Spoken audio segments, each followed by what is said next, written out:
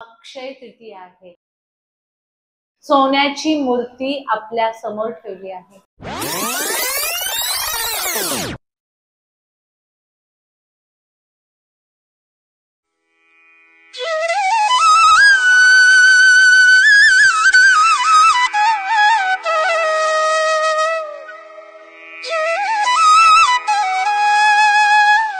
अक्षय तृतीया आहे. लक्ष्मी मातेचा दिवस आहे.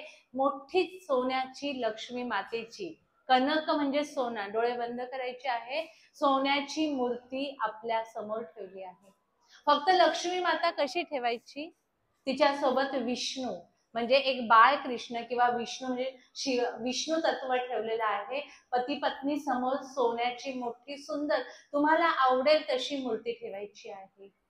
त्याच्यावरती एक शंख धरायचा आहे. त्याच्यामध्ये पंचामृत टाकलेलं आहे आणि त्या पंचामृताने आता जे आपण श्री सुक्त म्हटलं ते घरी गेल्यानंतर ते लावले असं इमॅजिन करायचं आहे आणि त्या पंचामृताचा अभिषेक करायचा. डोक्यावरनं, दोन्ही देवतांच्या डोक्यावरनं ते पंचामृत खाली खाली खाली खाली येत आहे. अतिशय सुंदर चमकत आहेत त्या मूर्त्या आणि हे पंचामृत ठेवलेलं आहे. ते खाली खाली खाली ओघळत आहे. त्यानंतर डाळिंबाचा रस त्या शंखामध्ये घेतलेला आहे आणि तो त्या विष्णू आणि जी लक्ष्मी माता आहे त्यांच्या डोक्यावर त्याचा अभिषेक करत आहोत. श्री स्वामी समर्थ, श्री स्वामी समर्थ, श्री स्वामी समर्थ. श्री महालक्ष्मी देवे नमः, श्री महालक्ष्मी देवे नमः, श्री महालक्ष्मी देवे नमः, श्री महालक्ष्मी देवे नमः. त्यानंतर उसाचा रस घेतला आहे आपण त्या शंखामध्ये आणि त्याचा अभिषेक करत आहोत. अतिशय सुंदर मूर्ती दिसत आहे. त्या मूर्तीवर तो अभिषेक चालू आहे. श्री स्वामी समर्थ, श्री स्वामी समर्थ.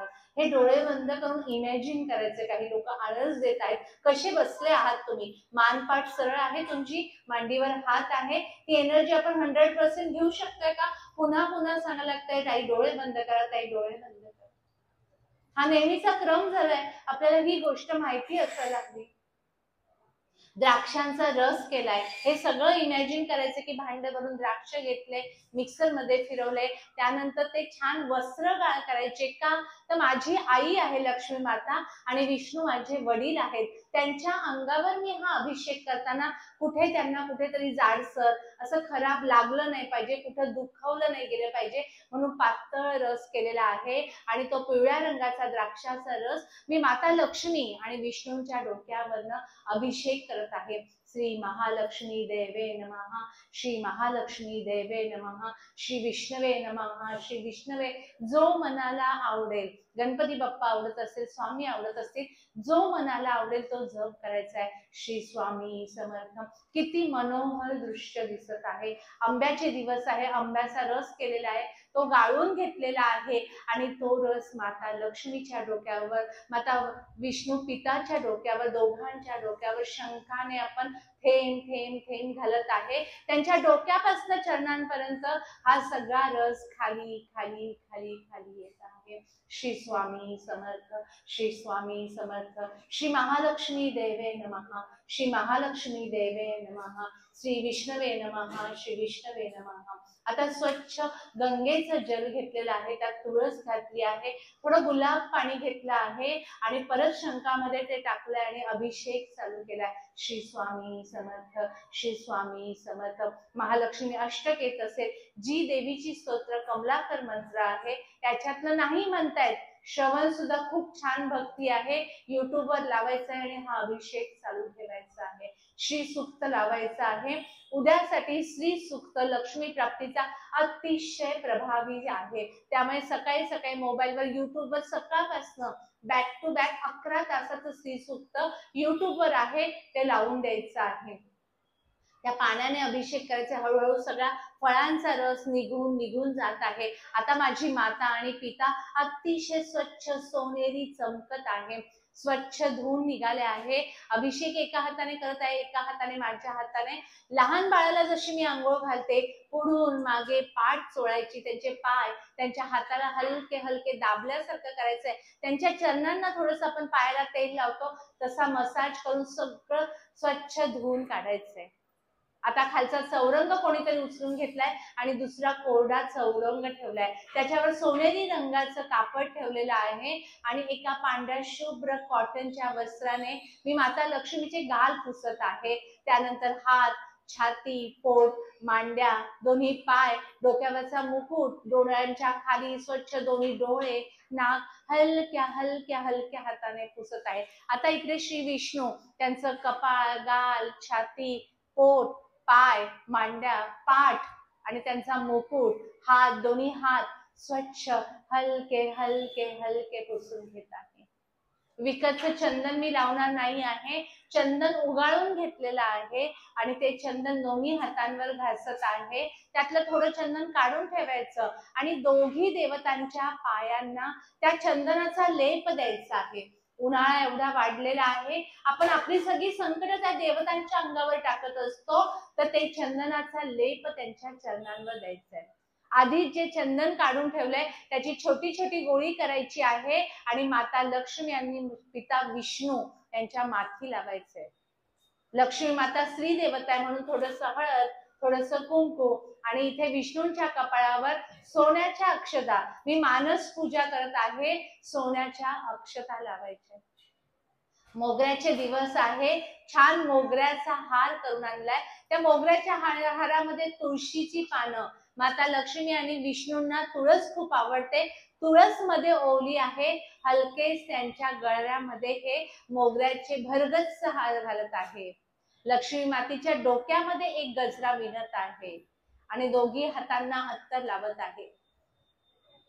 धूप दाखवत आहे, छान सर्व घरभर धूप झालेला आहे, धूर झालेला आहे, धुपाचा सुगंध पसरलाय. आता पंचारती घेतली आहे आणि एका हातात घंटी वाजवत आहे आणि पंचारतीने मी त्या देवतांची आरती ओवाळत आहे. पंचारतीच का? 10 आरती नाही, 11 नाही, 3 नाही, 2 नाही, कारण आपल्यामध्ये दोष हे 5 असतात. काम, क्रोध, मद, मत्सर, लोभ हे 5 दोष निघून जाण्यासाठी त्याचं तूप करायचंय, त्याच्या वाती करायच्या आणि माझ्या शरीरातले, मनातले, हृदयातले हे 5ही दोष मला काढून टाकायचे. आरती ओवाळून झालेली आहे. जेव्हा मी थोडं डोळे बंद करते आहे आणि नमस्कार करत आहे आणि मी ध्यानातच डोळे उघडत आहे, तेव्हा बघत आहे तिथे साक्षात माता लक्ष्मी आणि पिता विष्णू हे माझ्याकडे आशीर्वाद देत बघत आहे. जसं आपण म्हणतो लक्ष्मी नारायणाचा जोडा साक्षात माझ्या समोर उभा आहे. त्यांच्याकडे बघू की त्यांच्याकडे काय मागू हे समजत नाहीये, पण ते घरी आले हेच माझ्यासाठी खूप मोठी गोष्ट आहे. त्यांना प्रार्थना करत आहे की आई वडिलांसारखं माझ्यासोबत अखंड धाम, माझे स्वामी जसे माझ्या पाठीशी उभे आहेत तसे माझ्या पाठीशी अखंड उभं राहा, तुमची कृपा माझ्यावर राहू द्या. माझा शारीरिक, मानसिक, बौद्धिक, आध्यात्मिक आणि आर्थिक विकास होऊ द्या. संकटात सुद्धा तुम्ही उभे राहा. संकट जरी आले तरी त्या संकटांना तोंड देण्याची ताकद तुमच्याकडनं मला मिळू दे, ही प्रार्थना करायची. आणखीन तुमची काही इच्छा असेल वैयक्तिक, 1 मिनिट डोळे बंद करून ती इच्छा सांगून द्यायची आहे, कारण प्रत्येकाच्या वैयक्तिक इच्छा ह्या वेगळ्या असतात.